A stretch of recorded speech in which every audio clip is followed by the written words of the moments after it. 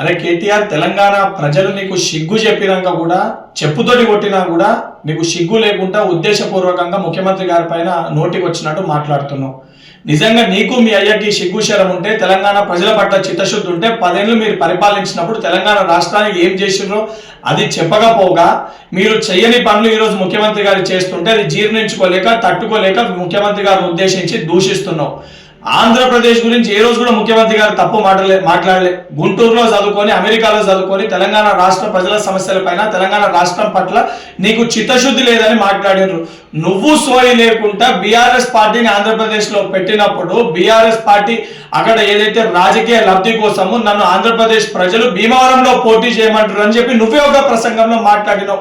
ఈరోజు సిగ్గు లేకుండా ముఖ్యమంత్రి గారి వ్యక్తిగత జీవితం గురించి, ముఖ్యమంత్రి గారి యొక్క చరిత్ర గురించి మాట్లాడుతూ నీది మీ అయ్య చరిత్ర ఏంద్రా నాయన? మీ K Chandrashekar Rao alias Dubai Shekar, మీ అయ్యకి దుబాయ్ శేఖర్ అనే పేరు ఎందుకు వచ్చింది? ఈ రోజు కూడా గూగుల్లో దుబాయ్ శేఖర్ అని కొడితే pet name, nick name of K Chandrashekar Rao అని వస్తుంది. మరి ఆ రోజు దొంగ పాస్పోర్ట్ల పైన మీ అయ్య చేసిన ఘనకార్యం ఏంటి? అవన్నీ మర్చిపోయినావా? గతాన్ని మర్చిపోయి ఉద్దేశించి నువ్వు మాట్లాడుతున్నావు. ఏదైతే కుటుంబాల గురించి మాట్లాడితే, గతంలో అడ్డగోలుగా డ్రగ్స్ ని వినియోగించి తెలంగాణ రాష్ట్రంలో డ్రగ్స్ ని అడ్డగోలుగా సరఫరా చేసిన ఒక చరిత్ర నీది.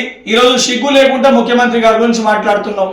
నువ్వు తెలంగాణ ప్రజలు నిన్ను, మీ అయ్యని ఇద్దరిని కూడా చెప్పులు అడిగేటట్టు కొట్టిరు. అయినా కూడా సిగ్గు లేకుండా ఈరోజు బయటికి వచ్చి మళ్ళేదో నీతివంతులు లెక్క, సత్యహరిశ్చంద్రుల లెక్క మాట్లాడుతున్నావు. నిజంగా నీకు సిగ్గు ఉంటే జూబ్లీహిల్స్ ఉప ఎన్నికల్లో కానీ, సర్పంచ్ ఎన్నికల్లో కానీ నువ్వు పార్టీ వర్కింగ్ ప్రెసిడెంట్ గా అన్ఫిట్ అని చెప్పని ఈరోజు నీ సొంత పార్టీ కార్యకర్తలు మాట్లాడుతున్నారు. స్వయంగా నీ చెల్లెని నువ్వు దయ్యం అని చెప్పి సంబోధిస్తుంది. సొంత చెల్లెకి సమాధానం చెప్పుకునే ఒక ధైర్యం లేదా? అడిగే ప్రశ్నలకి సమాధానం చెప్పే సిగ్గు లేదు. ఈ రోజు నువ్వు వచ్చి తెలంగాణ రాష్ట్ర ముఖ్యమంత్రి గురించి మాట్లాడతావా?